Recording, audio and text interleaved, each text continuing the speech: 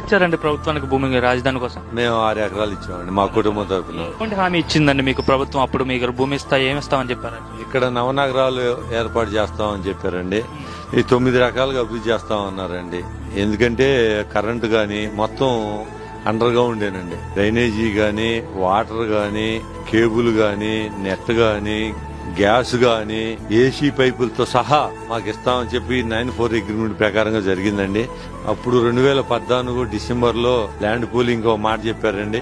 బాబు గారు అన్న మాట ప్రకారంగానే మేము ఆయన నమ్మి 34,500 ఎకరాలు 29,000 మంది రైతులు ఇచ్చామండి. పనులు మొదలు పెట్టారండి. పనులు మొదలు పెట్టిన తర్వాత కొంచెం దాదాపుగా 15,000 కోట్ల రూపాయలు ఆ పనులు మొదలు పెట్టారు. మొదలు పెట్టగానే గవర్నమెంట్ మారిందండి. ఇక తర్వాత మారడంతోనే మా కష్టాలన్నీ మొదలైనయండి. ఇదంతా ఇక ఈ అమరావతి అనేది ఒక ధ్వంసం అండి. ఇక పోసిన రోడ్లనేమో తోముకోవటం, అమ్ముకోవటం, పెద్ద పెద్ద వాటర్ పైపులనేమో కట్ట చేసి అమ్ముకోవటం, కంకర గాని ఏదన్నా గాని చేయటం, అమరావతి రైతుల మీద విచక్షణారహితంగా కేసులు పెడతాము, భయభ్రాంతులు గురి చేయటం, బూటు కాళ్లతోటి ఇళ్లలోకి వచ్చేసి రైతుల్ని తీసుకెళ్లటం.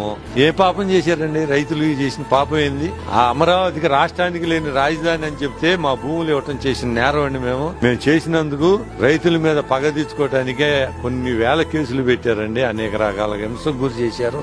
దాదాపు 200 మంది రైతులు గుండెకి చనిపోయారండి. మనోవేదంతో హార్ట్ ఆపరేషన్ చేయించుకున్న రైతులు కూడా చాలా మంది ఉన్నారండి. వీళ్ళందరినీ చేసి అనేక రకాలుగా మా ఎదురుగానే మా కాళ్ళ ముంగలే అసెంబ్లీకి వస్తా కూడా మీ సమస్య లేదని అడిగిన పాపాన పోలేదండి. చివరికి వచ్చేదానికి చివరి 2 సంవత్సరాలు కౌళ్లు కూడా వేయలేదండి. కోర్టు చెప్పినా గానీ మా మాట వినకుండా కౌళ్లు వేయలేదండి. అమరావతిని నాశనం చేయాలని చెప్పి మేము ఇచ్చిన భూముల్లోనే మామూలుగా దాదాపుగా ఆర్ఫై జోన్ అనేది పెట్టేసి సెంటు భూములండి. మేము సెంటు భూములకి అనేది ఇవ్వలేదండి. ఇక్కడ బిల్డింగులు కట్టి ఏదన్నా గానీ మేము పేదవాళ్ళకి వ్యతిరేకం కాదండి. ఆ సెంటు భూములు కాకుండా బిల్డింగులు కట్టి ఇవ్వమని చెప్పి అడిగామండి. అట్ట కాకుండా ఆయన ఊరికొచ్చే భూమి అని చెప్పి సెంటు భూములు అని చెప్పి పేదలకి మాకు వర్గాలుగా మమ్మల్ని గొడవలు పెట్టాలని చెప్పి ఆలోచన చేశాయండి.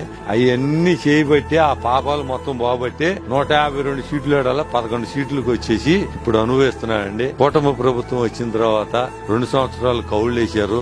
అభివృద్ధి ఇదంతా అడవిగా చిట్టడుగా ఉన్నదానివల్ల కంపంతా పీకేసేసి ఇప్పుడే దాదాపుగా 64,000 కోట్ల రూపాయలకి టెండర్లు వేశారు. పాలవాగు, కొండవీటి వాగు ఇవన్నీ పనులు ప్రారంభించారండి. ఇంకో విషయం చెప్పాలండి, పాలవాగు గాని కొండవీటి వాగు గాని ఎక్కడ బొచ్చి మట్టి గాని తట్ట మట్టి గాని తీలేదండి. కారణం ఏంటంటే ఈ వర్షాలు పడితే గనక వాటర్ బాగుండి ఉంటే గనక అమరావతి మొత్తం మునిగితే గనక ఇది ముప్పు ప్రాంతము అని చెప్పి జనాలను నమ్మించేసి పనికి రాకుండా చేయాలండి చూశాడు. కానీ ఆ భగవంతుడు ఉండబట్టి ఆ వర్షాలు పడ్డా గానీ ఆ నీళ్లు ఎట్టిపోయినాయో ఎడ జరిగినాయో అమరావతి సురక్షితం అనేది జనాలందరికీ తెలిసిందండి.